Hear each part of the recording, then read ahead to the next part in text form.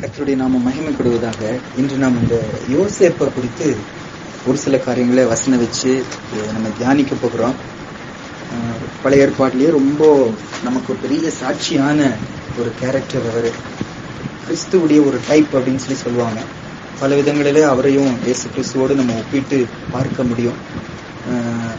கிறிஸ்து தான் நமக்கு முன்மாதிரி, அவருடைய லைஃப் தான் நமக்கு முன்மாதிரி. அதே போல பழைய ஏற்பாட்டுல யோசேப்பின் வாழ்க்கை நமக்கு ஒரு எக்ஸாம்பிள பல விதங்கள்ல நம்ம வைத்துக் கொள்ள முடியும். ஆதியாகம புஸ்தகத்துல முடிவுல வரும்போது யோசேப்பை தான் ஆண்டவர் நமக்கு முன்னால அதுல வைக்கிறாரு. எந்த வேத பகுதியும் 1 கொரிந்தியர்ல சொல்லும்போது கடைசி நாட்களிலே இருக்கிற நமக்கு எச்சரிப்பு உண்டாகும்படி இவைகள் எழுதப்பட்டிருக்கிறது என்று சொல்லி, அப்ப ஆண்டவர் எதிர்பார்க்கிறது இது. நம்ம அப்படி இருக்கிறோமா இல்லையா என்று சொல்லி நம்ம ஆராய்ந்து பார்ப்பதற்காக தான் வேத வசனங்கள் நமக்கு எழுதப்பட்டிருக்கிறது. பழைய ஏற்பாடுல அவ்வளவு வெளிப்பாடு இல்லை. இயேசு கிறிஸ்துவின் ரத்தம் சிந்தப்படவில்லை. ஆண்டவர் உள்ள தங்க முடியாது, கூட தான் இருக்க முடியும், இல்லைங்க உள்ள இருக்க முடியாது. ஏன்னா பாவ பரிகாரம் பண்ணப்படலை. அப்பேற்பட்ட ஒரு நாட்களில அவ்வளோ ஒரு சாட்சி உள்ள ஒரு சகோதரனா அவரால் இருக்க முடியுமானா, இன்று வேதம் இவ்வளோ முழுமையடைந்த வேதம் நம் கையில கொடுக்கப்பட்டிருக்கிறது. நமக்குள்ள ஆவியானவர் வாசம் பண்ணுகிறாரு. சபையின் ஐக்கியத்தை நமக்கு கொடுத்திருக்கிறாரு. எவ்வளோ சத்தியங்களை நமக்கு ஆண்டவர் கற்றுக் கொடுத்திருக்கிறாரு. அப்ப அன்றைக்கு அவர் அப்படி வாழ முடியுமானா, இன்றைக்கு இருக்கிற நாமும் அப்படி வாழணும் என்பது நமக்கு அது ஒரு பெரிய சவாலா இருக்கும். ஒரு சில காரியங்களை யோசேப்பின் வாழ்க்கையில் எடுத்து பார்க்க போகிறோம். முதல்ல அவருடைய பெயருடைய அர்த்தத்தை கொஞ்சம் எடுத்து பார்க்க போறோம். ஆதியாகமம் 30ஆம் அதிகாரம் 24வது வசனம். ஆதியாகமம் 30ஆம் அதிகாரம் 24ஆம் வசனத்துல, ராகேலுக்கு ரொம்ப நாட்களா அவள் மழடியா இருந்தாங்க. ஆண்டவர் அவருடைய கர்ப்பத்தை திறந்து இந்த குழந்தையை கொடுக்கறாங்க. அப்போ அந்த குழந்தைக்கு இந்த பேர் வைக்கிறாங்க. அது சொல்லும்போது ஏன் இந்த பேரை வச்சாங்க என்று சொல்லி கூட அங்க எழுதப்பட்டிருக்கோங்க. 22, 23, 24 இந்த 3 வசனங்கள் நம்ம வாசிக்கலாம். Genesis chapter 30, 22, 23 and 24. தேவன் ராகேலை நினைத்தருளினார். அவளுக்கு தேவன் செவி கொடுத்து அவள் கர்ப்பம் தரிக்கும்படி செய்தார். அவள் கர்ப்பவதியாகி ஒரு குமாரனை பெற்று, தேவன் என் நிந்தையை நீக்கிவிட்டார் என்றும், இன்னும் ஒரு குமாரனை கர்த்தர் எனக்கு தருவார் என்றும் சொல்லி அவனுக்கு யோசேப்பு என்று பெயரிட்டார். அப்போ யோசேப்புங்கிற வார்த்தைக்கு அர்த்தம் தேவன் என் நிந்தையை நீக்கிவிட்டார் என்றும், இன்னும் ஒரு குமாரனை கர்த்தர் எனக்கு தருவார் என்றும் சொல்லி யோசேப் என்று பெயரிட்டார். ஆனா அந்த யோசேப்புங்கிற வார்த்தைக்கு அர்த்தம் he will add அப்படின்னு அர்த்தமா. God will add, God may add. கர்த்தர் சேர்ப்பார், கர்த்தர் இன்னும் சேர்த்து கொடுப்பாரு, இன்னும் அதிகப்படுத்துவாரு. அந்த நம்பிக்கையில கொடுத்தாரு. ஏன்னா ரொம்ப நாள குழந்தைகள் இல்ல, இப்ப ஆண்டவர் கொடுத்திருக்காரு, இன்னும் கொடுப்பாருங்கிற நம்பிக்கையில அந்த பேரை வைத்தாங்க அப்படின்னு சொல்லி வாசிக்கலாம். இன்னைக்கு எனக்கு உங்களுக்குங்க நான் இதை தியானிக்கும் போது யோசேப்புடைய கேரக்டர் நமக்கு முன்னால நிறுத்தி, யோசேப்பின் வாழ்க்கைய வச்சு நம்ம லைஃப்ல God will add அப்படிங்கிற எண்ணம் நமக்கு இருக்கணும். அப்படின்னு என்ன அர்த்தம்னாங்க, அவருடைய குணாதிசயத்தை முன்னால பார்க்கிறோம், நம்முடைய குணாதிசயத்தை பார்க்கிறோம், அப்ப நம்மகிட்ட குறைவை பார்க்கிறோம். ஆண்டவரை இன்னும் எங்களுக்குள்ள ஆட் பண்ணுங்க. அவருடைய பரிசுத்தத்தை பார்க்கிறோம், நம்முடைய பரிசுத்தத்தை பார்க்கிறோம். அவருக்கு பயப்படுக்கும் பயத்தை பார்க்கிறோம், நமக்கு இருக்கிற பயத்தை பார்க்கிறோம். ஆண்டவரை யோசேப்பை இந்த அளவு நீங்க செய்ய முடியுமானா எங்க வாழ்க்கையில இன்னும் ஆட் பண்ணுங்கயா, இன்னும் அந்த பரிசுத்தத்தை கொடுங்க, இன்னும் பயப்படும் பயத்தை கொடுங்க, இன்னும் உங்க மேல ஒரு வைராக்கியத்தை தாங்க, உங்க பெயரை மகிமைப்படுத்தணுங்கிற ஒரு எண்ணத்தை எங்களுக்குள்ள தாங்க, எங்களுக்குள்ள அதிகப்படுத்துங்க. அந்த எண்ணத்தோடு தான் இந்த யோசேப்புங்கிற கேரக்டரை நம்ம இன்னைக்கு தியானிக்க போகிறோம். ஒரு 7 குணாதிசயங்களை வேதத்திலிருந்து எடுத்து இன்னைக்கு நம்ம தியானிக்க போறோம். முதல் வார்த்தையா 37ஆம் அதிகாரத்துக்கு வரலாங்க. ஆதியாகமம் 37ஆம் அதிகாரத்துல 2ஆம் வசனம் நம்ம எடுத்துக்கொள்ளலாம். ஆதியாகமம் 37ஆம் அதிகாரம் 2ஆம் வசனம் நம்ம சேர்ந்து வாசிக்கலாம். யாக்கோபுடைய சந்ததியின் வரலாறு. யோசேப்பு 17 வயதிலே தன் சகோதரருடனே ஆடுகளை மேய்த்து கொண்டிருந்தான். அந்த இளைஞன் பில்காள் சில்பால் என்னும் தன் தகப்பனுடைய மறுமனையாட்டிகளின் குமாரரோடே இருந்து அவர்களுடைய துன்மார்க்கத்தை தன் தகப்பனுக்கு சொல்லி வருவான்.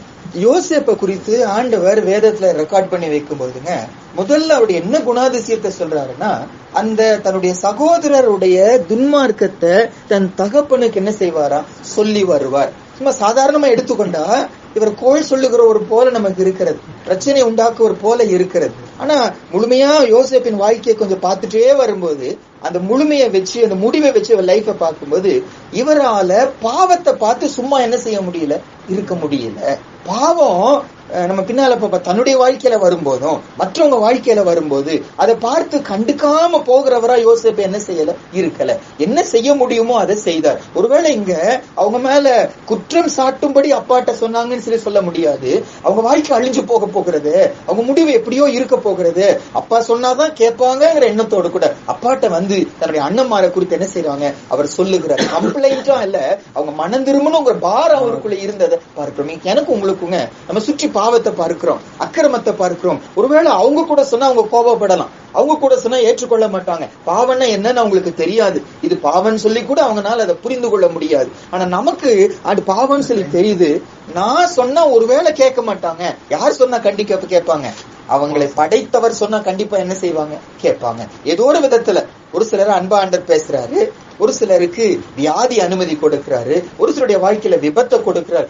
என்னவோ என்ன செஞ்சு யோபு புஸ்தகத்துல சொல்லும்போது படுகொலிக்கு தப்பு வைக்க முடியாதான் அன்று இப்படி அநேக முறை மனுஷருடைய லைஃப்ல என்ன செய்கிறாரா, பலவீனங்களை, வியாதிகளை, கஷ்டத்தை அனுமதி கொடுக்கிறார். கஷ்டம் வரும்போது ஏன் என்று என்ன செய்யறாங்க, யோசித்து பார்க்க ஆரம்பிக்கிறாங்க. ஏன் இந்த பலவீனம், ஏன் இந்த கஷ்டம் என்று சொல்லி நம்ம ஒரு சில வசனம் சங்கீதத்துல வாசிக்கலாம் பாருங்க. சங்கீதம் 119 ஒரு 3 வசனம் வாசிக்கலாம். Psalms 119:53 119 சங்கீதம் 53வது வசனம். சங்கீதக்காரனுக்கு அந்த பாவத்தை பார்க்கும்போது அவருக்குள்ள இருக்கிற அந்த உணர்வுகளை நம்ம பார்க்கிறோம். நானும் அவனுடைய பிள்ளையா இருக்கணும்னா, யோசேப்பு நம்முடைய ஒரு முன்மாதிரியா நம்ம வாழ்க்கையில வைக்கணும்னா எனக்குள்ளே இந்த பாரங்கள் வரணும். வாசிக்கலாம் 119 சங்கீதம் 53வது வசனம். Psalms 119:53 உமது வேதத்தை விட்டு விலகுகிற துன்மார்க்கர் நிமித்தம் நடுக்கம் என்னை பிடித்தது. இன்னொரு வசனம் 136 அதுலயேங்க 119 136 136 உம்முடைய வேதத்தை மனுஷர் காத்து நடவாதபடியால் என் கண்களில் இருந்து நீர்த்தாரைகள் ஓடுகிறது. 158வது வசனம் அதிலே 119 சங்கீதத்துல 158 உம்முடைய வசனத்தை காத்து கொள்ளாத துரோகிகளை நான் கண்டபோது எனக்கு அருவருப்பாய் இருக்கிறது. 3 அவருடைய குணாதிசயம் பாருங்க. ஒன்று, பாவத்தை பார்க்கும்போது நடுக்கமாகிறதா. என்ன நடுக்கம், எதுக்கு நடுக்கம்? அவங்க முடிவு எங்க போக போகிறது? ஐயோ நரகத்துக்கு போக போறாங்களே, ஐயோ இந்த பாவத்துல போய் அவங்க முடிவு நரகமாய் இருக்க போகிறது. அந்த நரகத்தை பார்க்கும்போது ஒரு நடுக்கம். எப்ப நடுக்கம்? ஒரு பயம் வரும்போது தானே. அப்போ நரகத்துக்கு போக போறாங்கிற அந்த பய உணர்வு என்ன கொடுக்குதான், இவருக்கு நடுக்கத்தை கொடுக்குதுன்னு வாசிக்கும். அதோட நிக்கல. அடுத்த வசனம் சொல்லுது, கண்ணெல்லாம் நீர் தாரைகள் ஒழுகுகிறது. ஐயோ எப்படி பாவத்துல போறாங்களே, உணர மாட்டேங்கிறாங்களே, மனம் திரும்ப மாட்டேங்கிறாங்களே. நம்ம கண்ணீர் விடுகிறோம். எதற்காக கண்ணீர் விடுகிறோம்? பல நேரம் நம்முடைய பிரச்சனையா தான் இருக்கும். ஆனா இவரோ பாவம் செய்கிற மக்களை பார்க்கும்போது நியாய பிரமாணத்தை மீறுவதுதான் என்னது, பாவம். பைபிள் என்ன சொல்லுதோ அதை மீறி நடக்கும்போது அதுதான் பாவம். அப்ப வேதத்தை காத்து நடவாமல் ஜனங்கள் போகும்போது கண்ணீர்கள் தான் நீர்த்தாரைகளை போல ஓடுகிறதா. கடைசியில வாசிக்கிறோம், அவர்கள் மேல எனக்கு என்ன இருக்கு, அருவருப்பாய் இருக்கிறது. ஏன் நரகத்துல போகும்போது அதை போல மோசம் அசுத்தமான இடம் இல்லவே இல்லை. அப்ப அதை கண்ணு முன்னால வைக்கிறாரு, வேதனைப்பட ஆரம்பிக்கிறார். யோசேப்பு பாவத்தை பார்த்த போது யார்கிட்ட சொன்னா சரியாகுமோ அவர்கிட்ட போய் சொல்ல ஆரம்பிச்சார். இன்னைக்கு நானும் நீங்களும் நம்ம லைஃப்ல சுற்றி பாவத்தை பார்க்கிறோம், அக்கிரமத்தை பார்க்கிறோம். அதை பார்க்கும்போது என்னுடைய ரெஸ்பான்ஸ் என்ன? லோத்தை குறித்து வாசிக்கும் போதுங்க, லோத்துடைய ஒரு ரெஸ்பான்ஸ் பாருங்க. 2 பேதுரு 2ஆம் அதிகாரத்துல 6, 7, 8 வாசிக்கலாம். 2 Peter chapter 2, 6, 7 and 8. 2 பேதுரு 2ஆம் அதிகாரம் 6, 7, 8. 2 பேதுரு 2ஆம் அதிகாரம் 6, 7, 8 வாசிக்கலாமாங்க. சோதோம் கொமோரா என்னும் பட்டணங்களையும் சாம்பலாக்கி கவிழ்த்து போட்டு ஆக்கினைக்குள்ளாக தீர்த்து பிற்காலத்திலே அவபக்தியாய் நடப்பவர்களுக்கு அவைகளை திருஷ்டாந்தமாக வைத்து அக்கிரமக்காரருக்குள் வாசமாய் இருக்கையில் அவர்களுடைய காம விகார நடக்கையால் வருத்தப்பட்டு நாள்தோறும் அவருடைய அக்கிரம கிரியைகளை கண்டு கேட்டு நீதியுள்ள தன்னுடைய இருதயத்துல வாதிக்கப்பட்ட நீதிமானாகிய லோத்தை அவர் ரட்சித்து இருக்க. லோத்துடைய ரெஸ்பான்ஸ் அதை பார்க்கும்போது நாள்தோறும் பார்த்து இருதயத்துல வருத்தம் உண்டாச்சா, இருதயத்துல வாதிக்கப்பட்டாரா. ஆண்டு அந்த லோத்தை என்ன செஞ்சாரு, ரட்சித்தார். அந்த இடத்துல என்ன ரட்சித்தாரு, சோதோம் குமார பட்டணத்தை ஏசப்பா என்ன செய்தாரு, வெளியே கொண்டு வந்தார். அது அந்த இடத்துல சொல்றாரு. இன்னைக்கு எனக்கு உங்களுக்கும் இந்த பாவத்தை பார்க்கும்போது, அக்கிரமத்தை பார்க்கும்போது அது அசால்ட்டா போயிடுச்சோ, அவங்க அவ்வளவுதான் அப்படின்னு சொல்லி போறோமோ, அல்லது இருதயத்துல ஒரு வேதனை, ஒரு பாரம், யோசேப்பை போல யார்கிட்ட சொன்ன சரியாகுமோ, என் ஆண்டவர்கிட்ட போய், ஆண்டவரே நீங்களே இறங்குங்க, நீங்களே கிரியை செய்யுங்க. இது ஒரு பாடல்ல ஒரு வரி, கடைசி வரி அப்படி பார்த்தோம். அப்பா நீங்க பார்த்துட்டு சும்மா இருக்கிறீங்களா, நீங்க கிரியை செய்யுங்க ஆண்டவரே என்று சொல்லி ஆண்டவர்கிட்ட சொல்லுகிறவர்களா மாறுகிறோம். பாருங்க, மற்றவங்க வாழ்க்கையில மட்டுமல்ல, தான் வாழ்க்கையில பாவம் வரும்போது கூட. எங்க 39க்கு வரலாம், ஆதியாகமம் 39ல இந்த யோசேப்புடைய லைஃபை நம்ம பார்த்துட்டு வரோம். மற்றவங்க லைஃப்ல பாவம் வரும்போது தன்னுடைய தகப்பன்கிட்ட போய் சொன்னாரு. தகப்பன் என்ன செய்யணுமோ அவர் செஞ்சிருப்பார் கண்டிப்பா. தன்னுடைய வாழ்க்கையில பாவம் வருகிறது. ஆதியாகமம் 39ஆம் அதிகாரத்துல 9ஆம் வசனம் வாசிக்கலாம், சேர்ந்தே வாசிக்கலாம். ஜெனசிஸ் 39:9 வாசிக்கலாம். இந்த வீட்டிலே என்னிலும் பெரியவன் இல்லை, நீ அவருடைய மனைவியாய் இருக்கிறபடியால் உன்னை தவிர வேற ஒன்றையும் அவர் எனக்கு விலக்கி வைக்கவில்லை. இப்படி இருக்க நான் இத்தனை பெரிய பொல்லாங்குக்கு உடன்பட்டு தேவனுக்கு விரோதமாய் பாவம் செய்வது எப்படி என்றான். 12ஆம் வசனத்துல அந்த சூழ்நிலை வந்த போது அந்த இடத்தை விட்டு என்ன செஞ்சுட்டான்னா ஓடி போயிட்டான் என்று சொல்லி வாசிக்கிறோம். தன்னுடைய வாழ்க்கையில பாவம் வரும்போதுங்க அவரை பாவத்திலிருந்து விலக்க வைத்தது எதுன்னாங்க ஆண்டவர் குறித்த ஒரு பயம் தான். என்ன சொல்லி சொல்றாரு, இவ்வளோ பெரிய பொல்லாங்குக்கு உடன்பட்டு தேவனுக்கு விரோதமாய் நான் பாவம் செய்வது எப்படி, என் ஆண்டவருக்கு விரோதமா நான் எப்படி நான் செய்வேன், என் ஆண்டவரை நான் எப்படி வேதனைப்படுத்துவேன். அப்ப நான் இந்த தப்பு செய்யும் போது இது அந்த போத்திபாருக்கு விரோதமா செய்கிறது ஒரு பக்கம் இருந்தாலும் அப்படி என்னவா இருந்துச்சு, இது ஆண்டவருக்கு விரோதமா நான் என்ன செய்கிறேன், நான் செய்கிறேன். மனுஷனுக்கு விரோதமா செய்கிறது போல இருந்தாலும், அரசாங்கத்துக்கு விரோதமா செய்கிறது போல இருந்தாலும், உண்மையா நம்ம யாருக்கு விரோதமா செய்யறோம், கர்த்தருக்கு விரோதமா செய்கிறோம். இந்த உணர்வு, பாவத்தை குறித்து யோசேப்புக்கு இந்த உணர்வு இருந்துச்சுன்னு வாசிக்கிறோம். எனக்கும் யோசேப்பு ஒரு எக்ஸாம்பிளா இருப்பது உண்மையானா மற்றவங்க வாழ்க்கையிலும் சரி நம்முடைய வாழ்க்கையில சரி பாவம் வரும்போது ஆண்டவரே இது உமக்கு விரோதமாய் நடக்கிறது, என் வாழ்க்கையில மற்றவங்க வாழ்க்கை உணர்வோடு கூட இயேசுபாட்ட போவோம், அவர்கிட்ட சொல்வோம், கிருபை பெற்றுக் கொள்வோம், அதுல இருந்து நம்ம வெளியே வருவோம். ஒன்று. இரண்டாவதுங்க, ஆதியாகமம் 39ஆம் அதிகாரத்துல முதல் 2 வசனம் நம்ம வாசிக்கலாம். இந்த இடத்துல யோசேப்பை அடிமையாய் விட்டுட்டாங்க. அப்ப போத்திபாருங்கிறவங்க அவங்க விலை கொடுத்து வாங்கிட்டாங்க. அவருடைய ஆரம்ப நாட்களை குறித்து முதல் 2 வசனங்கள் நம்ம சேர்ந்து வாசிக்கலாம். ஜெனசிஸ் 39:1-2. யோசேப்பு எகிப்துக்கு கொண்டு போகப்பட்டான். பார்வோனுடைய பிரதானியும் தலையாரிகளுக்கு அதிபதியுமாகிய போத்திபார் என்னும் எகிப்து தேசத்தான் அவனை அவ்விடத்திற்கு கொண்டு வந்த இஸ்மவேலரிடத்தில் விலைக்கு வாங்கினான். கர்த்தர் யோசேப்போடே இருந்தார். அவன் காரிய சித்தி உள்ளவனானான். அவன் எகிப்தியனாகிய தன் எஜமானுடைய வீட்டிலே இருந்தான். 21ஆம் வசனமும் அதுலயே ஆதியாகமம் 39:21. இப்பொழுது நடுவில் நிறைய சம்பவம் நடக்கிறது. அவனை சிறைச்சாலையில போட்டுட்டாங்க. இப்ப அந்த சிறைச்சாலையில இருக்கிறாரு. அப்ப அவரை பத்தி சொல்ற ஒரு சாட்சி 21. கர்த்தரோ யோசேப்போடே இருந்து அவன் மேல் கிருபை வைத்து சிறைச்சாலை தலைவனுடைய தயவு அவனுக்கு கிடைக்கும்படி செய்தார். இன்னொரு வசனம் கூட வாசிக்கலாம். அதே 39ல 5வது வசனம், 39ல 5வது வசனம். அவனை தன் வீட்டுக்கும் தனக்கு உண்டான எல்லாவற்றிற்கும் விசாரணைக்காரன் ஆக்கினது முதற்கொண்டு கர்த்தர் யோசேப்பின் நிமித்தம் அந்த எகிப்தியன் வீட்டை ஆசீர்வதித்தார். வீட்டிலும் வெளியிலும் அவனுக்கு உண்டானவைகள் எல்லாவற்றிலும் கர்த்தருடைய ஆசீர்வாதம் இருந்தது. இரண்டாவது நம்ம சிந்திக்கிற ஒரு சாட்சி என்னன்னாங்க, யோசேப்போடு கூட கர்த்தர் இருந்தார். இப்ப கர்த்தர் கூட இருப்பாருன்னா நம்ம என்ன நினைப்போம்னா, எனக்கு பிரச்சனையே வரக்கூடாது, கர்த்தர் கூட இருப்பாருன்னு எல்லாம் நல்லா நடக்கணும், நினைச்ச நேரம் ட்ரெயின் வந்துடணும், நான் பாலக்காடு போனோம்னா உடனே என்ன செஞ்சிடும், நான் போயிடணும், எங்க அம்மாக்கு சுகமாகணும்னு உடனே என்ன செஞ்சிடும், சுகமாயிரும், பிரச்சனையே வரக்கூடாது, அம்மா கீழே விழக்கூடாது என்றது, எனக்கு எல்லாம் நல்ல சம்பளம் கடை போற இடத்துல எல்லாம் நல்லா நடக்கும் நம்ம நினைப்போம். யோசிப்பு வாழ்க்கையில் அப்படி இருக்கவே இல்லை. அடிமையாய் விற்கப்படுகிற, நீங்க நல்லா யோசிச்சு பாருங்க, அண்ணமாராச்சு வேலை செஞ்சு பழக்கப்பட்டவங்க, இவரோ அப்பாவுக்கு ரொம்ப செல்ல பிள்ளையா வீட்லயே இருந்தவர். ஒருவேளை வேலையெல்லாம் செஞ்சிருப்பாரு. அவரை பத்தி இன்ட்ரோடியூஸ் பண்ணும் போதே ஆடுகளை மேய்த்து கொண்டிருந்தான்னு சொல்லி போடப்பட்டிருக்கிறது. ஆனாலும் வசதியா இருந்தவர் இந்த யோசேப்பு இப்போ அடிமையாய் விற்கப்படுகிறார். சொல்றாங்க, அவரை 20 வெள்ளி காசுக்கு வித்தாங்க அண்ணமாரு. குழியில கொண்டு போய் போடுறாங்க. அப்போ அங்கிருந்து தூக்கி அந்த இஸ்மவேலர் கையில அவங்க என்ன செய்யறாங்க, வித்து போடுறாங்க.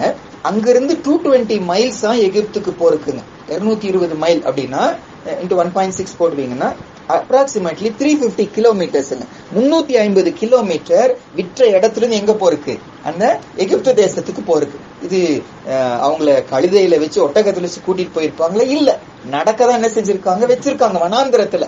சட்டையெல்லாம் இவங்க பிச்சுட்டாங்க, அண்ணன் மாதிரி எடுத்துட்டாங்க, அப்பாட்ட காமிக்கு இருக்காரு. ஒருவேளை ட்ரெஸ்ஸே இல்லாம, கால செருப்பே இல்லாம அந்த வெயில்ல நடக்க வச்சிருக்காங்க. அடிமை இவங்க அடிமைக்கு சாப்பாடு கொடுத்தாங்கன்னு சொல்லி சொல்ல முடியாது, தண்ணி கொடுத்தாங்கன்னு சொல்லி சொல்ல முடியாது, விரட்டி இருப்பாங்க, அடிச்சிருப்பாங்க, நொறுக்கி இருப்பாங்க. அந்த சூழ்நிலையில இப்ப கொண்டு போய் அங்க ஸ்லேவ் மார்க்கெட்ல நிக்க வைக்கிறாங்க. ஸ்லேவ் மார்க்கெட்ல கண் எப்படி இருக்குன்னு இப்போ ஒரு சில டைம்ல தூக்கி பார்ப்பாங்க, ஆடை காதை பிடிச்சு பார்ப்பாங்க, கழுத்தை பிடிச்சு பார்ப்பாங்க. அந்த மாதிரி இந்த ஸ்லேவ் என்ன செஞ்சிருப்பாங்க, தூக்கி பார்ப்பாங்க, அடிச்சு பார்த்திருப்பாங்க, எல்லாம் செஞ்சிருப்பாங்க. எப்படி இருந்திருக்கும் அவன் மனநிலைமை? ஆனா பைபிள் சொல்லுது கர்த்தர் அவனோடு கூட இருந்தார். அடிபடும் போது, அவமானப்படும் போது, நிந்திக்கப்படும் போது, துரத்தப்படும் போது, சட்டை இல்லாம இருக்கும்போது, தண்ணி இல்லாம இருக்கும்போது அவரை சஸ்டெயின் பண்ண வச்சது என்ன?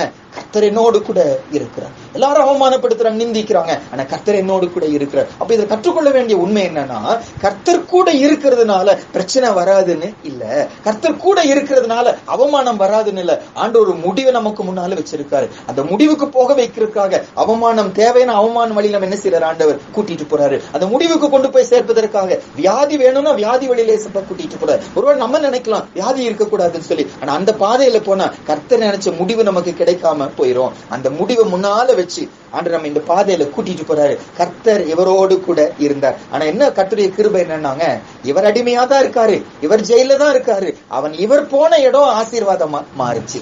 இவர் அடிமைதான், இவர் பலவீனம் உள்ளதான். அதாவது விற்கப்படும் போதுங்க, இவர் 12வது படிக்கிற பையனுடைய ஏஜ் தான் இருக்கு. 17 வயசு ஏறத்தாடு, 18 வயசு இருந்தாரு. சின்ன பையன் தான், வீட்டுல சந்தோஷமா இருந்தவங்க. இந்த மாதிரி நிலைமை, அது பக்தியுள்ள ஒரு சகோதரன், அப்பேற்பட்ட ஒரு சகோதரனுக்கு ஆண்டத்தை நடக்க போறதெல்லாம் வெளிப்படுத்துறாரு கனவுல. அப்படியே என்ன செய்ய போறாரோ அப்படியே சின்ன வயதுல யோசேப்புக்கு கர்த்தர் பேசி கனவுல நடத்துகிறார். அப்படி தேவனோடு உறவில் இருந்த மனுஷன் இவ்வளவு நடக்கும் போது கூட அவரால் எப்படி நிக்க முடிஞ்சிச்சு? எப்படி கர்த்தருக்கு பயத்தோடு வாழ முடிஞ்சுச்சுன்னா கர்த்தர் அவரோடு கூட இருந்தார்.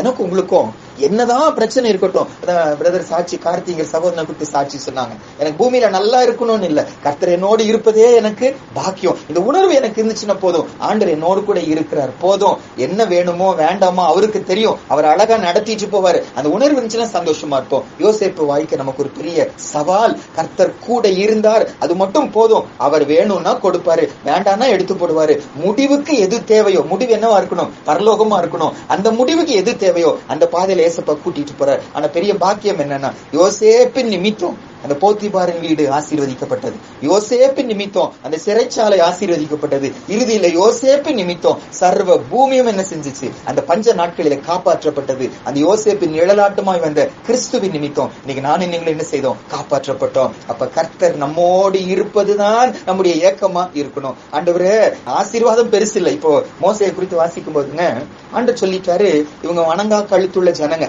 உங்களோடு நான் என்ன செய்ய மாட்டேன், நான் வர மாட்டேன். ஆபிரகாமுக்கு, ஈசாக்கு, யாக்கோபுக்கு வாக்கு கொடுத்துட்டேன், நான் கானான் தேசத்துக்கு கூட்டிட்டு போவேன்னு சொல்லி. ஆகையால் நான் உங்களோடு வரமாட்டேன், நான் என் தூதனை என்ன செய்வேன்? அனுப்புகிறேன். தூதன் உனக்கு முன்னால போவாங்க, கூட்டிட்டு போவாங்க. அப்ப மோசே சொல்றாரு, ஆண்டவரே, நீர் எங்களோடு வரலன்னா இங்கிருந்து என்ன செய்யாதீங்க, எங்களை கூட்டிட்டு போகாதீங்க. நீங்க இல்லாத கானான் தேசம் எங்களுக்கு அவசியம் இல்லை, நீங்க இல்லாத ஒரு ஆசீர்வாதம் எங்களுக்கு அவசியம் இல்லை. நீங்க கூட இருந்த வனாந்திரத்திலே நாங்க இருந்து விடுகிறோம். இந்த அர்ப்பணிப்பு எனக்கு இருக்குமா? யோசிச்சு பார்க்கணும். ஆண்டவரே, நீங்க கூட இருக்கணும். ஒரு வேலைக்கு போறோம், ஆசீர்வாதமா இருக்கு. ஒரு வியாபாரத்துல ஈடுபடுகிறோம், நல்ல லாபமா இருக்கு. ஆனா ஏசப்பா காந்திரத்துல இடம் இல்ல. அந்த ஆசீர்வாதம் எனக்கு வேண்டாம் ஆண்டவரே, நீங்க கூட இருந்தா போதும், நீங்க மட்டும் இருந்துட்டா போதும். யோசேப்புக்கு அந்த வைராக்கியம் இருந்துச்சு. உபத்திரவம், பாடுகள், அடி, நிந்தனைகள் மத்தியில கூட கர்த்தர் கூட இருக்கிறத அனுபவிச்சாரு. ஆண்டவர் கூட இருக்கிறதுனால ஏன் இப்படி நடக்குதுன்னு கேள்வி மட்டும் அவர் என்ன செய்யல, கேட்கவே இல்ல, சாட்சியா இருந்தாரு. அந்த எங்களையும் அப்படி நீங்க மாற்றுங்க ஏசப்பா. 2வது. 3வதுங்க, 40ஆம் அதிகாரத்துக்கு வரலாம். 40ஆம் அதிகாரம் ஒரு சில வசனம் வாசிக்கலாம் பாருங்க. 40ஆம் அதிகாரம் 8வது வசனம், ஆதியாகமம் 40ஆம் அதிகாரம் 8வது வசனம் வாசிக்கலாம். அதற்கு அவர்கள், சொப்பனம் கண்டோம், அதற்கு அர்த்தம் சொல்லுகிறவன் ஒருவனும் இல்லை என்றார்கள். அதற்கு யோசேப்பு, சொப்பனத்துக்கு அர்த்தம் சொல்லுதல் தேவனுக்குரியதல்லவா, அவைகளை என்னிடத்தில் சொல்லுங்கள் என்றான். இன்னொரு வசனம் 41ஆம் அதிகாரத்துக்கு வாங்க, 16வது வசனம், 41:16. அப்பொழுது யோசேப்பு பார்வோனுக்கு பிரதியுத்தரமாக, நான் அல்ல, தேவனே பார்வோனுக்கு மங்களமான உத்தரவு அருளி செய்வார் என்றான். அதே 41ஆம் அதிகாரத்துல 25 வாசிக்கலாம். அப்பொழுது யோசேப்பு பார்வோனை நோக்கி, பார்வோனின் சொப்பனம் ஒன்றுதான், தேவன் தாம் செய்ய போகிறது இன்னதென்று பார்வோனுக்கு அறிவித்திருக்கிறார். இதே வார்த்தை தாங்க 28லயும் வரும், 32லயும் வரும். தேவன் இதை செய்வார், தேவன் இதை செய்ய போகிறார் என்று சொல்லி சொல்லுகிறார். இன்னும் ஒரு வசனம் ஆதியாகமம் 45 8-9 வாசிக்கலாம். ஆதியாகமம் 45 இந்த அதிகாரத்துல யோசேப்பு தன் சகோதரருக்கு தன்னை வெளிப்படுத்துகிறாரு. அப்ப சொல்ற ஒரு வார்த்தைங்க 8-9 வாசிக்கலாம். ஆதலால் நீங்கள் அல்ல, தேவனே என்னை இவ்விடத்துக்கு அனுப்பி என்னை பார்வோனுக்கு தகப்பனாகவும் அவர் குடும்பம் அனைத்திற்கும் கர்த்தனாகவும் எகிப்து தேசம் முழுதுக்கும் அதிபதியாகவும் வைத்தார். நீங்கள் சீக்கிரமாய் போய் என் தகப்பனிடத்தில் போய், தேவன் என்னை எகிப்து தேசம் முழுதுக்கும் அதிபதியாக வைத்தார், என்னிடத்தில் வாரும், தாமதிக்க வேண்டாம். நம்ம வாசிச்ச இந்த எல்லா வசனங்களிலும் என்ன சத்தியம் வெளிப்படுதுன்னா, கொஞ்சம் கூட தனக்கு கிரெடிட் அவர் எடுத்துக்கொள்ளவே இல்லைங்க. நம்ம முதல்ல வாசிச்சோம், அந்த 2 அபிஷியல்ஸ் துக்கமா இருக்கிறாங்க. இவர் இப்ப ஏங்க துக்கமா இருக்கிறீங்கன்னு சொல்லி கேட்கிறார். பெரிய அதிகாரிகள் அவர்கள், பார்வோனுக்கு நெருக்கமா இருக்கிறவங்க. அதாவது ஒருத்தர் பார்வோனுடைய பானபாத்திரக்காரன், இன்னொருத்தர் பார்வோனுடைய சுயம்பாகி. அதாவது இவர் ஜூஸ் கொடுக்கிறவரு, இவர் அப்பம் கொடுக்கிறவர். என்ன சொல்றாங்க, ஒருவேளை இது இருக்கலாம், என்ன சொல்லி சொல்றாங்கன்னா, அந்த ஜூஸ்ல அப்பத்தை முழுக்கி என்ன செய்யணும், கொடுக்கணும், அப்படி இருக்கணும். அப்போ அவர் சாப்பிடுறதுக்கு முன்னால ஒருத்தர் என்ன செய்வாரு, டேஸ்ட் பண்ணுவார். டேஸ்ட் பண்றவரு அதை சாப்பிடும் போது ஒருவேளை என்ன செஞ்சுட்டாரு, இறந்துட்டாரு. இப்ப இறந்த போது அதுக்கப்புறம் தான் பார்வோன் என்ன செய்வாரு, சாப்பிடுவார். அப்ப இறந்ததுனால இந்த ஒண்ணு ஜூஸ்ல பிரச்சனை இருக்கணும், அல்லது எதுல பிரச்சனை இருக்கணும், அப்பத்துல பிரச்சனை இருக்கணும். அதனாலதான் ஜூஸுக்கு தலைவராக அவரை கொண்டு போய் ஜெயில போட்டுட்டாங்க, அப்பத்துல தலைவராக அவரை கொண்டு போய் ஜெயில போட்டிருக்காங்க. அதுக்கப்புறம் விசாரணை நடக்கிறது. விசாரணையில புரிஞ்சுட்டாங்க, ஜூஸ்ல பிரச்சனை இல்ல, எங்கதான் பிரச்சனை, அப்பத்துல பிரச்சனைன்னு சொல்லி அப்ப சம்பந்தப்பட்டவரை கொண்டு போய் தூக்குல போடுறாங்க. அவர் என்ன செய்யறாங்க, விடுதலை ஆக்குறாங்க. நான் ஏன் சொல்றேன்னா, அந்த அளவு ஹை அபிஷியல்ஸ் தான் இவங்க 2 பேரும். அவங்க 2 பேரும் துக்கமுகமா இருக்கிறாங்க.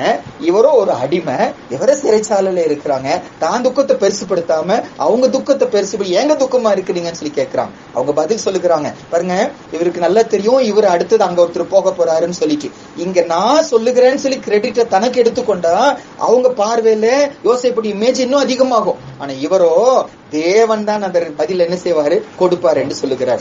அடுத்தது 2 வருஷம் கழிச்சு பார்வோனுக்கு முன்னால போய் நிக்கிறார். பார்வோன்னு சொல்லுகிறாரு, நீங்க அர்த்தத்தை சொல்வியாமான்னு சொல்லி கேட்ட போது சொல்றாரு, நான் அல்ல, தேவனே மங்களகரமான உத்தரவை உங்களுக்கு சொல்லுவார். அந்த விளக்கம் கொடுக்கும் போது கூட நான் சொல்றேன் இப்படி நடக்கும் அப்படின்னு சொல்லி சொல்லாம தேவன் சொல்லுகிறாரு, தேவன் தீர்மானித்து இருக்கிறார் சொல்லி வாசிக்கிறோம். பின்னால் கூட தன்னுடைய சகோதரருக்கு வெளிப்படுத்தும் போது, இது நீங்க செய்யல அல்லது என்னால நடக்கல, தேவனே இந்த திட்டத்தை பண்ணினார். என்ன கற்றுக்கொள்றோம் நாங்க, லைஃப்ல அத்தனை காரியங்களிலும் தனக்கு மகிமை எடுத்துக்கொள்ளக்கூடிய ஒரு வாய்ப்பு வந்தும், மகிமை எடுத்துக்கொண்டா யாரும் ஒண்ணு சொல்லவும் போறது இல்ல, யாருக்கும் தெரிய போகிறதும் இல்ல.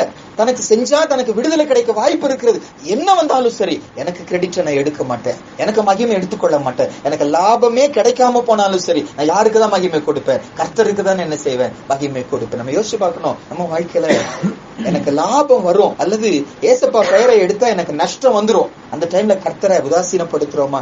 என்ன நடக்குதோ நடக்கலையோ, கர்த்தரை என் வாழ்க்கையில என்ன செய்வேன், நான் உயர்த்தி பிடிப்பேன். அவர் இல்லாத ஆசீர்வாதம் எனக்கு வேண்டாம் என்று சொல்லி கர்த்தரை உயர்த்துகிறவரா யார் இருந்தாரு? யோசேப்பு இருந்தார். ஆண்டவரே, எங்களுக்கும் உயர்த்துகிற வாழ்க்கையை தாங்க. அடிமை ஸ்தானத்துல சிறைச்சாலையில இருக்கும்போது, தூக்கி எறியப்படும் போது, எல்லா சூழ்நிலையிலும் கர்த்தரை உயர்த்தி பிடித்தார். ஆண்டவரே, எங்களுக்கும் இந்த கிருபை எங்களுக்கு நீங்க தாங்க. ஒரு வசனம் வாசிக்கலாங்க. எரேமியா 10ஆம் அதிகாரத்துல, எரேமியா 10ஆம் அதிகாரம் 23வது வசனம். எரேமியா 10ஆம் அதிகாரம் 23வது வசனம். ஜெரேமியா 10:23. கர்த்தாவே, மனுஷனுடைய வழி அவனாலே ஆகிறது அல்லவென்றும், தன் நடைகளை நடத்துவது நடக்கிறவனாலே ஆகிறது அல்லவென்றும் அறிவேன். நீதிமொழிகள்ல 20:24 வாசிக்கலாம். Proverbs 20:24. நீதிமொழிகள் 20:24.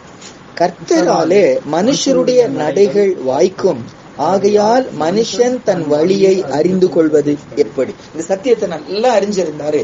என்னால நடக்கிறது இல்ல, நான் உத்தமனா இருக்கு, நான் நல்லவனா இருக்கிற, தேவனோட உறவுல இருக்கிறதுனால தனக்கு அவர் கிரெடிட் எடுத்து சத்தியம் நல்லா அறிஞ்சிருந்தாலும் காரியங்களை செய்கிறவர் யாரு? கர்த்தர் தான். ஒரு பாட்டுல இருக்கல, உமையன்றி அணு ஏதும் என்ன செய்யாது, அசையாதுப்பா, உம்மாலதான் நடக்கு. இந்த சத்தியத்தை புரிந்து கொண்டவர்களா, என்ன நடந்தாலும் அன்று இது உம்மாலதான் என்ன செய்கிறது, நடக்கிறதப்பா என்று சொல்லி அவருக்கு கனம் கொடுக்கிறவர்களா யோசேப்பு இருந்தாரு. எங்களையும் அப்படி நீங்க மாற்றுங்க ஏசப்பா. அடுத்ததுங்க 39க்கு வந்துடலாம். ஆதியாகமம் 39ல யோசேப்புடைய ஒரு சில குணாதிசயங்களை பார்க்கிறோம். நம்ம வாழ்க்கையில அப்படி இருக்கான்னு சொல்லி நம்ம ஆராய்ந்து பார்க்கிறோம். ஆதியாகமம் 39 3, 4, 5 Genesis 39 3, 4 and 5 வாசிக்கலாம். கர்த்தர் அவனோடே இருக்கிறார் என்றும் அவன் செய்கிற யாவையும் கர்த்தர் வாய்க்க பண்ணுகிறார் என்றும் அவன் எஜமான் கண்டு யோசேப்பினிடத்தில் தயவு வைத்து அவனை தனக்கு ஊழியக்காரனும் தன் வீட்டுக்கு விசாரணைக்காரனும் ஆக்கி தனக்கு உண்டான யாவற்றையும் அவன் கையில் ஒப்புவித்தான். அவனை தன் வீட்டுக்கும் தனக்கு உண்டான எல்லாவற்றிற்கும் விசாரணைக்காரன் ஆக்கினது முதற்கொண்டு கர்த்தர் யோசேப்பு நிமித்தம் அந்த எகிப்தியன் வீட்டை ஆசீர்வதித்தார்.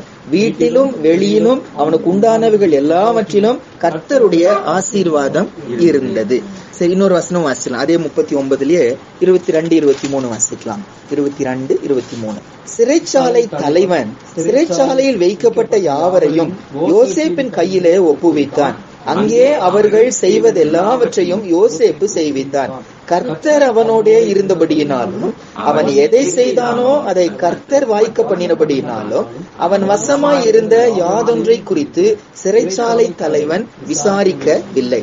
41 38 41 38 பார்வோன் சொல்லக்கூடிய ஒரு வார்த்தை இது. 41:38 அப்பொழுது பார்வோன் தன் ஊழியக்காரரை நோக்கி, தேவ ஆவியை பெற்ற இந்த மனுஷனை போல வேறொருவன் உண்டோ என்றான். அடுத்த வசனம் 39 பின்பு பார்வோன் யோசேப்பை நோக்கி, தேவன் இவை எல்லாவற்றையும் உனக்கு வெளிப்படுத்தி இருக்கிறபடியால் உன்னை போல விவேகமும் ஞானம் உள்ளவன் வேறொருவனும் இல்லையே. என்ன இதுல தியானிக்கிறோம் நாங்க இந்த 4 வசனங்கள்லங்க? போத்திபார் நல்ல தெளிவா புரிஞ்சிருந்தாரு, கர்த்தர் யாரோடு கூட இருக்கிறாரு, யோசேப்போடு இருக்கிறாரு, ஆகையால் செய்வதெல்லாம் வாய்க்குதுன்னு சொல்லி. சிறைச்சாலைக்கான உணர்ந்திருந்தாரு, கர்த்தர் யோசேப்போட கூட இருக்கிறார், கர்த்தராலதான் காரியங்கள் வாய்க்கிறது என்று சொல்லி. பார்வோன் உணர்ந்திருந்தாரு, இது இவருடைய விசேஷித்த ஞானம் இல்ல, இதோட இன்டெலிஜென்ஸ். இப்போ நம்முடைய மேத்ஸ் ராமானுஜம் பத்தி சொல்லுவாங்க, ரொம்ப விசேஷித்த ஞானம் என்று சொல்லி. அவருக்கு இருந்த ஞானம். ஆனா யோசேப்பை பத்தி சொன்னது போல அவனுக்கு இருந்த ஞானம் என்று சொல்லி சொல்லாம அவருக்குள்ள என்ன இருக்கிறது, தேவனுடைய ஆவி இருக்கிறது என்று சொல்லி சொன்னாங்க. அடுத்த வசனத்துல தேவன் உனக்கு இதை என்ன செஞ்சிருக்காரு, வெளிப்படுத்தி இருக்கிறார். பாருங்க, இவங்க யாருமே கர்த்தரை அறிஞ்சவங்க இல்ல.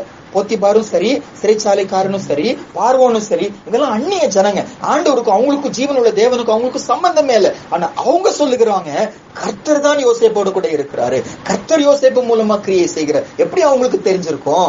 யோசேப்பு அவங்க தன்னை புகழும் போது, நீ நல்லா சொல்லிட்ட, நல்லா செஞ்சுட்டேன்னு சொல்லும் போது, நான் அல்லங்க, யார் செஞ்சா, கர்த்தர் தான் இதை செய்தார். தான் வாழ்க்கையில கர்த்தர் கிரியை செய்வதை உணர்ந்து கர்த்தரை உயர்த்தின அதே யோசேப்பு மற்றவங்களுக்கும் விளக்கினாங்க, இது என்னால நடக்கல, நல்லா புரிந்து கொள்ளுங்க, இது கர்த்தரால தான் நடக்குது. தன்னைத்தானே உயர்த்தி கொள்ளவில்லை, தனக்கு மேன்மையை தேடிக்கொள்ளவில்லை, எல்லா சூழ்நிலைகளும் கர்த்தர் தான் அவரை உயர்த்தினார். இவர் மற்றவங்க கர்த்தரை அக்னாலேஜ் பண்ணுகிற அளவு மற்றவங்களுக்கு சாட்சியா என்ன செஞ்சாரு இருந்த. ரொம்ப கஷ்டம். அடிமையா இருக்கும் போதுங்க, மற்றவங்க தன்னை புகழ வேண்டிய சூழ்நிலை இருக்கும்போது, நான் என்ன புகழல, அவங்க என்ன புகழுகிறாங்க, நான் என்ன செய்யட்டும். அவங்க வந்து சொல்றாங்க, அன்பு பிரதர் நீங்க ரொம்ப நல்லவங்க, ரொம்ப அன்பா இருக்கிறீங்க, ரொம்ப சைலண்டா இருக்கு, ரொம்ப சாந்தமா பேசுறீங்க. வந்து சொல்றாங்க, ஆண்டனி ராஜ்ல எவ்வளவு அழகா நீங்க வந்து வேலை செய்றீங்க, காலைல இவ்வளவு வழி வச்சு மேல எல்லாம் ஏறுறீங்க, இத்தனை எல்லாம் செய்றீங்க, நீங்க ரொம்ப நல்லவங்க, ரொம்ப திறமைசாலிங்கன்னு சொல்லி சொல்லும்போது அமைதியா விடுவது ரொம்ப ஈஸி தான் நமக்கு. ஆனா யோசேப்பு அப்படி அமைதியா என்ன செய்யல, இருக்கல. அப்படி சொல்லும்போது, நானா இருந்தா எல்லாம் இடிச்சு போட்டுருவாங்க, ஏசப்பா தான் எனக்கு செய்யறாரு, எனக்கு உதவி செய்ய. நானா இருந்த கோபமா பேசி சுட்டரிச்சிருவேன் உங்களை, ஏசப்பா தான் எனக்கு அன்பை என்ன செஞ்சாரு, கொடுத்தாரு. எப்படி இவ்வளவு பொறுமையா இருக்கிறீங்க, நானா பொறுமையா இருக்க மாட்டேன், அடிச்சு போட்டுருவேன். ஆனா எனக்குள்ள அவர் வந்தார், எனக்கு பொறுமையை கொடுத்தார். அப்படி யோசேப்பு என்ன செஞ்சிருக்காரு, அந்த சூழ்நிலைகளில கிறிஸ்துவ உயர்த்தி இருக்கிறார். எந்த அளவு உயர்த்தி இருக்கிறாருன்னா, தலைவர்கள், அதிகாரிகள், ராஜாக்கள் இவருக்குள்ள இருக்க இயேசுவை என்ன செஞ்சாங்க, அறிக்கை செஞ்சாங்க. ஆண்டவரே, நாங்க இன்னைக்கு எங்களை எந்த சூழ்நிலை நீங்க வச்சிருக்கிறீங்களோ அந்த இடத்துல நாங்க உங்களை உயர்த்துகிறவர்களா மீண்டும் மீண்டும் எங்களை செய்யுங்க, எங்களை நீங்க மாற்றுங்க ஏசப்பா. ஒரு வசனம் வாசிச்சிடலாங்க. நீதிமொழிகள்ல 27ஆம் அதிகாரம், நீதிமொழிகள் 27ஆம் அதிகாரம் 2வது வசனம், Proverbs 27 verse 2. முதல் 2 வசனம் கூட வாசிடலாம். நீதிமொழிகள் 27 1 2. நாளைய தினத்தை குறித்து பெருமை பாராட்டாதே, ஒரு நாள் பிறப்பிப்பதை அறியாயே, உன் வாய் அல்ல புறத்தியானே உன்னை புகழட்டும், உன் உதடு அல்ல அந்நியனே உன்னை புகழட்டும். பாருங்க, பெரிய ஞானி சொல்லுகிறாரு, நீ உன்னை புகழாத, அந்நியன் உன்னை புகழட்டும். ஆனா யோசேப்புடைய ஸ்டாண்டர்ட் என்னன்னா, இவரு புகழல, இவரும் தன்னை பத்தி உயர்த்தல, மத்தவங்க தன்னை உயர்த்தும் போது கூட அந்த உயர்வை தனக்கு எடுத்துக்கொள்ளாம, என்ன உயர்த்தாதீங்க, யாரை உயர்த்துங்க, கிறிஸ்துவ உயர்த்துங்க, என் ஆண்டவரை உயர்த்துங்க, கர்த்தரால நடக்குது என்று சொல்லி அந்த அளவு அவருடைய ஸ்டாண்டர்ட் பழைய ஏற்பாடுல அந்த அளவு உயர்ந்து இருந்துச்சு. இன்னைக்கு நானும் நீங்களும் நம்ம வாழ்க்கையில எல்லா சூழ்நிலைகளிலும் இது என்னால நடக்கல, இந்த கர்த்தரால தான் நடக்குது என்று சொல்லி கர்த்தருக்கு மகிமை செலுத்துக்கிறவங்க எந்த அளவு மற்றவங்க நம்ம கூட சொல்லணும், கர்த்தர் ஆண்டனி ராஜோடு இருக்கிறாருங்க, அதனாலதான் அந்த அளவு இருக்கிறாரு, கர்த்தர் அன்போடு கூட அன்பு பிரதரோடு இருக்காங்க, அதனாலதான் இப்படி இருக்கிறாங்க, கர்த்தர் சுதாகரோடு இருக்கிறாங்க, அதனாலதான் இப்படி இருக்கிறாங்கன்னு சொல்லி கர்த்தரை காட்டுவோம்னா உலகம் கர்த்தர் பக்கமா சீக்கிரம் என்ன செஞ்சிரும், வந்துருமே. அடுத்ததுங்க 41 51 52 வாசிக்கலாம். 5வது குறிப்பா நம்ம பார்க்கிறோம் இந்த யோசேப்பை குறித்து. ஆதியாகமம் 41 51 52. இதோட பின்னணி என்னன்னாங்க, யோசேப்பை பார்வோன் அங்கீகரிக்கிறாரு, ஏற்றுக்கொள்ளுகிறாரு. அது பெரிய பொறுப்புக்கு பார்வோனுக்கு அடுத்தபடியான ஒரு மனுஷனா இந்த யோசேப்பு நியமிக்கப்பட்டுட்டார். அப்ப நியமிக்கும் போதே யோசேப்பிட்ட அவர் சொல்லிட்டாரு, எங்க ஊருடைய ஆசாரியனுடைய மகளை அசனாத்துங்கிறவங்களுக்கு உங்களை நான் என்ன செய்ய திருமணமா பண்ணி கொடுக்கிறேன்னு சொல்றான். இப்போ உங்க 2 பேருக்கு திருமணம் ஆகிறது, குழந்தை பிறக்குது. நீங்க நல்லா கவனிச்சு பாருங்க, இவர் ஒரு அடிமைங்க, சரியாங்க, இவர் ஒரு அடிமை. இஸ்ரவேலர் இந்த எகிப்தியருக்கு பைபிள் சொல்லுது அருவருப்பானவர்கள் என்று சொல்லி, சரியாங்க. பின்னால நம்ம வாசிப்போம், அருவருப்பான அவங்க அண்ணமாட்ட வரும்போது அவங்களுக்கு இந்த மாட்டு தொழில ஆடு மேய்க்கிறதெல்லாம் அவங்க ரொம்ப அருவருப்பானவர்கள் என்று சொல்லி அப்போ இவங்க சூழ்நிலை அப்படி தள்ளப்பட்ட ஒருத்தர், அடிமையா இருக்கிறவர் ஒருத்தர், மாமனார் மாமியாருடைய குடும்பம் யாருன்னா ஆசாரிய குடும்பம், பூஜாரி அப்படி சொல்லி சொல்றோம்ல, அந்த மாதிரி இருக்கிற ஒரு குடும்பம். அந்த பிரீஸ்டுடைய மகள் தான் அவனுடைய மனைவி. ஆனா இவர் ஜீவனுள்ள தேவனை பின்பற்றுகிறவர், அடிமையாய் இருக்கிறாரு, தேசமெல்லாம் விக்கிரக ஆராதனையில இருக்கிறார். அந்த சூழ்நிலையில கூடங்க குழந்தை பிறக்குது. அந்த குழந்தைக்கு என்ன பேர் வச்சாரு பாருங்க. ஆதியாகமம் 41 51 52 வாசிக்கலாம். யோசேப்பு என் வருத்தம் யாவையும் என் தகப்பனுடைய குடும்பம் அனைத்தையும் நான் மறக்கும்படி தேவன் பண்ணினார் என்று சொல்லி மூத்தவனுக்கு மனாசே என்று பெயரிட்டான். நான் சிறுமைப்பட்டிருந்த தேசத்தில் தேவன் என்னை பழுக பண்ணினார் என்று சொல்லி இளையவனுக்கு எப்ராயிம் என்று பெயரிட்டான். எப்ராயிம் மனாசேன்னு சொல்லி 2 பசங்க பிறக்கிறாங்க. இவனுடைய குடும்பம் எல்லாம் விக்கிரக ஆராதனை குடும்பம். ஆனா அந்த தேவனை அறிக்கை செய்வதற்கு அந்த இடத்துல அவர் மறக்கவே இல்லை. அவங்க பேர்லயே அர்த்தம் என்னன்னா தேவன் மறக்க பண்ணினார், தேவன் பழுக பண்ணினார். அப்ப கூப்பிடும் போதெல்லாம் இவங்க எல்லாம் விக்கிரக ஆராதனையில இருக்கிறவங்க, கூப்பிடும் போதெல்லாம் தேவன் மறக்க பண்ணுகிறவர். பார்வோனே கூப்பிடுவாருன்னா அவர் தேவனோட பேரை என்ன செய்யணும், அறிக்கை செய்யணும். நீ சாதாரணமா பாருங்க, ரட்சிக்கப்பட்டு வர்றவங்க கிறிஸ்தவன் என்கிற தெளிவாய் தெரியக்கூடிய ஒரு பெயரை வைப்பதற்கு பல விதமா என்ன செய்வாங்கன்னு யோசிப்பாங்க. ஏன்னா சமுதாயம் என்ன சொல்லிரும், காமனான ஒரு பேரா வச்சிடலாமே, டேனியல் என்னெல்லாம் வைக்க வேண்டாம், சரியாங்க, டேவிட் என்னெல்லாம் வைக்க வேண்டாம், வேற ஏதாச்சும் சாதாரணமா சமாதானம் சொல்லி வச்சிடலாம், சாதாரண எல்லாரும் புரிஞ்சுக்கிற மாதிரி காமனான நேம் வச்சிடலாம் தான் யோசிப்பாங்க. ஆனா இவரோ தைரியமா தேவனுடைய பெயரை, தேவனுங்கிற அந்த அர்த்தமுடைய ஒரு பெயரை தைரியமாய் சூட்டினார். தேவனை அறிக்கை செய்யவர் என்ன செய்யவே இல்லை, வெட்கப்படவே இல்லை. தன்னுடைய மனைவி ஆசாரியனுடைய பொண்ணு, ஆனாலும் தன்னுடைய மனைவி அவ இஷ்டத்துக்கு விட்டுறாம, இவங்களும் அவங்க வழியில போனாம தன் தேவனுக்காக வைராக்கியமாய் நின்னாரு.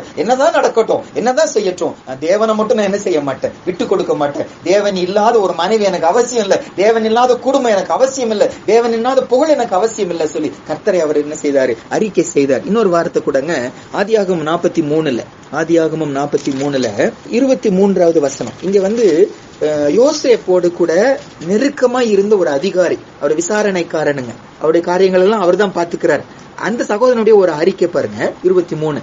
அதற்கு அவன், உங்களுக்கு சமாதானம், பயப்பட வேண்டாம், உங்கள் தேவனும் உங்கள் தகப்பனுடைய தேவனுமாய் இருக்கிறவர் உங்கள் சாக்குகளில் அதை உங்களுக்கு புதையலாக கட்டளையிட்டார். நீங்கள் கொடுத்த பணம் என்னிடத்தில் வந்து சேர்ந்தது என்று சொல்லி சிமியோனை வெளியே அழைத்து வந்து அவர்களிடத்தில் விட்டார். அதாவது இந்த ஜனங்க என்ன செய்யறாங்கன்னா, இது யோசேப்பு செய்யற ஒரு காரியம், அவங்க கொண்ட காசையும் அவங்க கிரெயின் பேக்ல வச்சு அனுப்பி விட்டுட்டாங்க. வீட்டுக்கு போய் கொட்டுறாங்க, காசும் உள்ள இருக்கு, பொருளும் உள்ள இருக்கு. பயந்துட்டாங்க, ஐயோ கண்டுபிடிச்சா என்ன செய்வாங்கன்னு சொல்லிட்டு. அதை இங்க வரும்போது அந்த விசாரணைக்காரன் சொல்லும் போது விசாரணைக்காரன் சொல்றாரு, தேவன் அதை உங்களுக்கு என்ன செய்தார், வாய்க்க பண்ணின. ஏன் இதை சொல்றேன்னா, அவரும் எகிப்தியன், அந்த விசாரணைக்காரனே எகிப்தியனா தான் இருந்திருக்கணும், எகிப்து தேவனை பின்பற்றினோம். ஆனா யோசேப்போடு சம்பந்தப்படும் போது தன் குடும்பத்தை மட்டும் கர்த்தருக்குள் நடத்துகிறவனா இருக்கவில்லை, தன்னோடு நெருங்கினவர்களையும் கர்த்தருக்குள் என்ன செய்தார், நடத்தினார் என்று வாசிக்கிறோம். இதை வாசிக்கும் போது ஆபிரகாமை குறித்து ஆண்டவர் ஒரு சாட்சி சொன்னாரு. சோதோம் குமாரா பட்டணத்தை அழிக்க போறதுக்கு முன்னாலங்க, நான் எப்படி ஆபிரகாமுக்கு மறைப்பேன் என்று சொல்றதுக்கு ஒரு காரணம் சொல்றாரு. ஆதியாகமம் 18:19. ஆதியாகமம் 18:19. ஏன் மறைக்க மாட்டேன், ஏன் சொல்லுவேன், ஒரு காரணத்தை அந்த இடத்துல சொல்றாரு. ஜெனசிஸ் 18:19. ஆதியாகமம் 18:19 வாசிக்கலாம். கர்த்தர் ஆபிரகாமுக்கு சொன்னதை நிறைவேற்றும்படியாய் அவன் தன் பிள்ளைகளுக்கும் தனக்கு பின்வரும் தன் வீட்டாருக்கும் நீங்கள் நீதியையும் நியாயத்தையும் செய்து கர்த்தருடைய வழியை காத்து நடவுங்கள் என்று கட்டளையிடுவான் என்பதை அறிந்திருக்கிறேன் என்றார். என்ன சாட்சினாங்க, யோசேப்பு மட்டும் சாட்சியாய் இருக்கல, யோசேப்பு மட்டும் கர்த்தருடைய பிள்ளையா இருக்கல, தன்னுடைய குடும்பத்தை கர்த்தருக்குள்ள நடத்த அவர் வைராக்கியமா இருந்தாரு. தன்னோடு சம்பந்தப்பட்ட எல்லாரும் இந்த கிறிஸ்துவின் பக்கமா வருவதற்கு லைஃப் என்னவா இருந்துச்சு, சாட்சியா இருந்துச்சு. இன்னைக்கு பல நேரம் நம்ம பல ரீசன்ஸ் சொல்லலாம், ஆனா எனக்குள்ள இருக்கிற வெளிச்சம் பிரகாசிக்குமான இல்லைங்க, பிசாசு எப்படி ஜெயிக்க முடியும், இருள் எப்படி ஜெயிக்க முடியும், எனக்குள்ள கர்த்தர் இருப்பது உண்மையானா, கர்த்தரை வல்லமையா வெளிப்படுத்துவது உண்மையானா, அந்த இடத்துல சாத்தான் என்ன செய்ய முடியாது, கிரியை செய்ய முடியாது. யோசேப்பு அப்படி வைராக்கியமா இருந்ததுனால மனைவி கர்த்தருக்குள்ள வந்தாங்க, பிள்ளைகளை கர்த்தருக்குள்ள நடத்தினாங்க, கூட இருக்கிற நெருக்கமான சர்க்கிள் எல்லாம் என்ன செஞ்சிச்சு, ஆண்டவர் பக்கமா வந்துச்சு. யோசேப்பு அப்படி ஒரு சாட்சியா இருந்தார். இன்னைக்கு ஏன் சாட்சி என்ன, என் வாழ்க்கை எப்படி இருக்கிறேன், என் குடும்பத்தை நான் கர்த்தருக்குள்ள நடத்துகிறேன்னா,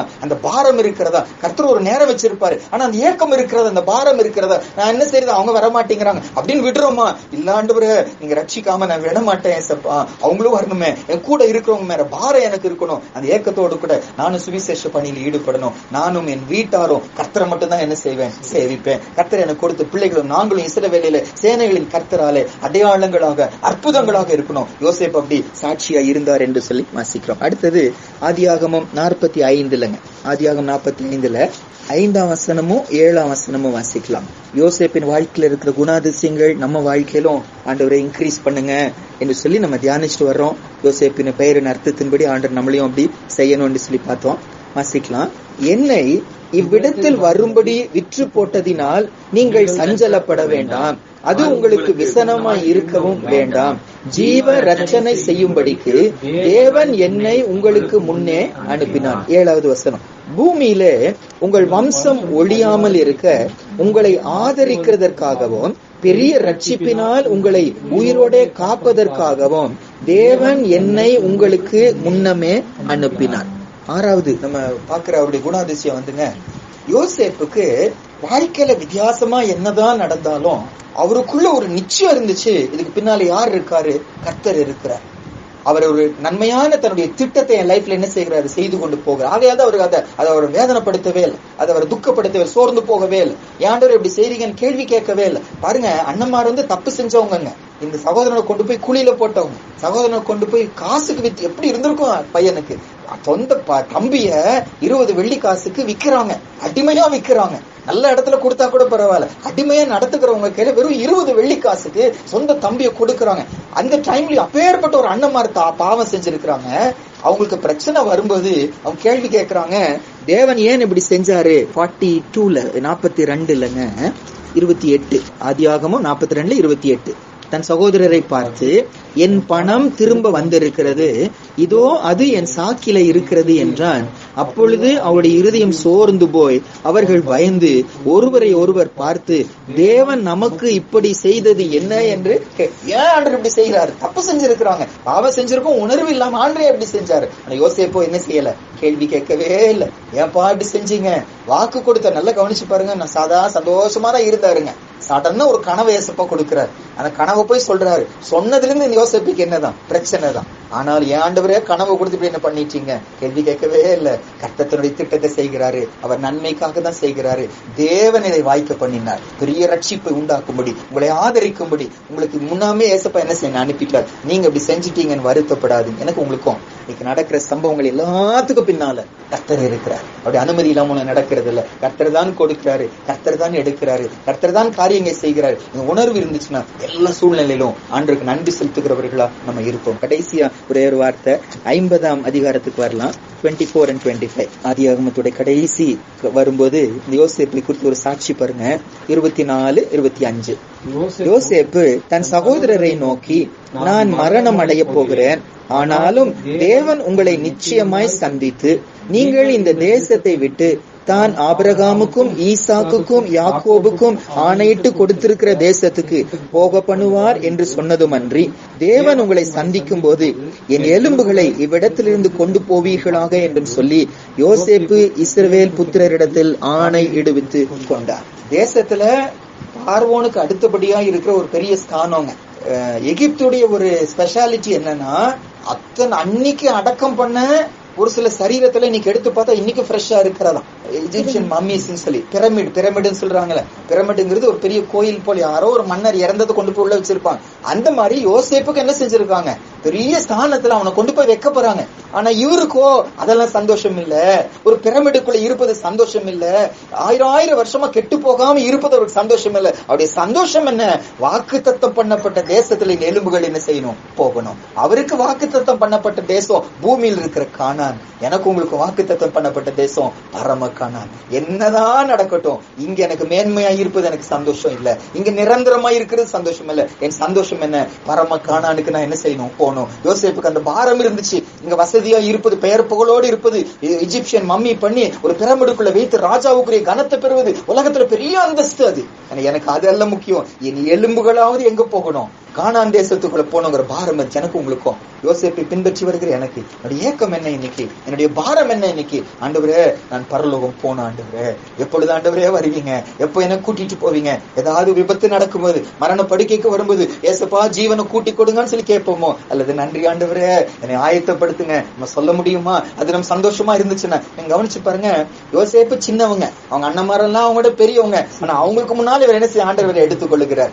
அண்ணமான பார்த்துதான் சொல்றாங்க, நாங்க கொண்டு போங்கன்னு சொல்லிட்டு சின்ன வயதுல எடுத்துக்கொண்டாரு. நமக்கு பிரியமானவர்களை வசனம் சொல்லுது, பரிசுத்தவான்களின் மரணம் அவருடைய பார்வையில பிரிஷியஸ், அருமையானது. தன்னோடு சேர்த்துக்குள்ள ஏசப்ப ஆசைப்படுறாரு. அவர் ஆசைப்படுகிறாரு, எனக்கு உங்களுக்கு ஆசை இருக்கிறதா. 7 காரியங்களை பார்த்தோம். முதல் காரியம், பாவத்தை குறித்து அவருடைய ரெஸ்பான்ஸ்.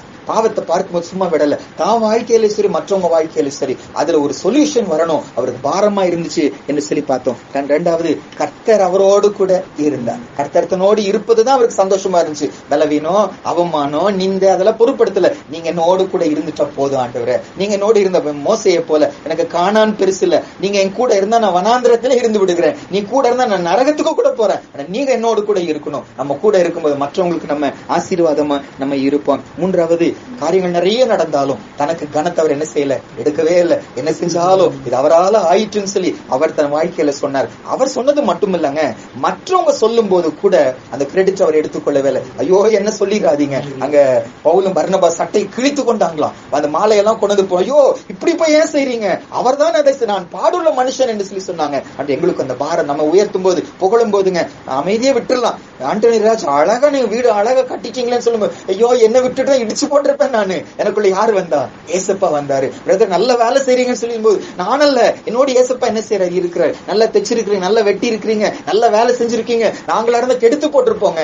ஏசப்பா எங்க கூட இருந்த ஒவ்வொரு ஆப்பர்ச்சுனிட்டியும் கர்த்தரை சொல்ல அவர் என்ன செய்தார், பயன்படுத்தி கொண்டார். அதுவே அந்த ராஜாக்கள் கூட அறிக்கை செய்தாங்க, யோசேப்போடு கர்த்தர் இருக்கிறார் என்று சொல்லி. அன்றைய எங்களையும் நீங்க அப்படி மாற்றுங்க ஏசப்பா. அடுத்தது என்ன பார்த்தோங்க, மத்தவங்க அறிக்கை செய்தாங்க.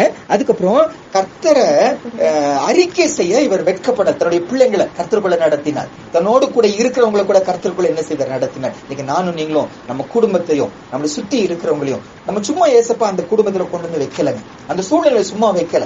அந்த ஜனத்துக்கு என்ன வெளிச்சமா ஏசப்பா என்ன செஞ்சிருக்க வச்சிருக்க. அந்த நண்பர்களோட நம்ம பழக வைக்கிறாருன்னா, எவ்வளவு நாள் அவங்க நம்மளை குடிக்க இழுத்துட்டு போனாங்க, இப்போ நம்ம ஏசப்பா விடுதலை ஆக்கிட்டாரு. அப்ப அவங்க மேல நமக்கு பாரம் இருக்கணும்ல. எங்க குடும்பம் கஷ்டப்பட்டுச்சு, இன்னைக்கு சந்தோஷமா இருக்கிறது, அவங்க கூட கஷ்டப்படுது, ஏசப்பாக்குள்ள அவங்க வரணும். நம்ம சொல்லாம இருக்க மாட்டோம், அமைதியா இருந்துட்டா செய்கிற ஒரு பெரிய துரோகம் என்கிற உணர்வு நமக்கு இருக்கணும் என்று சொல்லி பார்த்தோம். அடுத்தது 6வதாக பார்த்தோம், எல்லாத்துக்கும் பின்னால கர்த்தர் இருக்கிறார். அவருடைய திட்டம் ஒண்ணு இருக்கு, அழகா நடத்திட்டு போறாரு. இன்னைக்கு எனக்கு புரிந்து கொள்ள முடியாம போனா, ஆனா முடிவை முன்னால வச்சு ஏசப்பா என்ன செய்யறாரு, இப்படி கூட்டிட்டு போறாரு. அவர் நல்லதுக்காக தான் செய்கிறாரு. புரிந்து கொள்ள முடியாவிட்டாலும் எனக்கு ஏன் என்று கேள்வியே நான் கேட்காம, ஏசப்பா எனக்கு புரிஞ்சுக்க முடியல, ஆனா நீங்க நல்லதுக்காக என்ன செய்றீங்க, நீங்க செய்றீங்க, ஒத்துக்கொள்வோம், அறிக்கை செய்வோம், நன்றி சொல்லுகிறவர்களா இருப்போம். கடைசியா என்னுடைய ஏக்கம், விருப்பம், ஆசையெல்லாம் பரம கனானுக்கு என்ன செய்யணும், நான் போகணும். என் எலும்புகள் போனா கூட போதும். யோசேப்பு சொல்லுகிறாரு, நம்முடைய ஆலயத்தின் வாசற்படியில ஒரு கால் மிதியா இருப்பதை நான் என்ன செய்வேன், நான் தெரிந்து கொள்வேன். எனக்கு உங்களுக்கும் ஆண்டவரே எப்படியாவது நான் என்ன செய்யணும், ராஜ்யத்துக்கு வரணும். பவுல் சொல்லுகிறாரு, எப்படியாவது உயிரோடு எழுப்பப்படுவதற்கு தகுதியாகும்படி எல்லாவற்றையும் நஷ்டம் என்று விட்டேன், குப்பையுமாக எண்ணுகிறேன். ஜெபம் பண்ணலாமா? ஆண்டுகிட்ட நம்ம அர்ப்பணிக்கலாம். கேட்ட வசனத்துக்கு நம்ம ஒப்பு கொடுக்கலாம். யோசேப்புன்னா இந்த பெயருக்கு அர்த்தம் God may add, God will add. ஆண்டவர் சேர்ப்பாரு, ஆண்டவர் கூட்டுவாரு, ஆண்டவர் பெருக பண்ணுவாரு, ஆண்டவர் அதிகப்படுத்துவார் என்று சொல்லி அர்த்தம். இன்னைக்கு எனக்கு உங்களுக்கு முன்னால யோசேப்புங்கிற ஒப்பற்ற ஒரு தேவ மனிதனை நிறுத்தி, அவருடைய சுபாவங்களை நமக்கு முன்னால நிறுத்தி நம்ம யாராய்ந்து பார்க்க வைத்தார். ஆண்டவரே, இதை தியானிக்கும் போது, இதை படிக்கும் போது, கேட்கும் போது, ஆண்டவரே நாங்க இப்படி இல்லையே, அந்த பாவத்தை குறித்து அந்த உணர்வு எங்களுக்கு இல்லையே சப்பா, உண்மை மகிமைப்படுத்தணுங்கிற அந்த விருப்பம் எங்களுக்கு இருக்க மாட்டேங்குது. மற்றவங்க எங்களை உயர்த்தும் போது சந்தோஷமா அதை மகிழ்ச்சியா நாங்க ஏற்றுக்கொள்ளுகிறோம், உமக்கு கனம் நாங்க கொடுக்க மாட்டேங்கிறோம். எங்க வீட்டாரை நாங்க ஆதாயப்படுத்த மாட்டேங்கிறோம், எங்க கூட இருக்கிறவங்க இன்னும் உங்க பக்கமா வர மாட்டேங்கிறாங்க.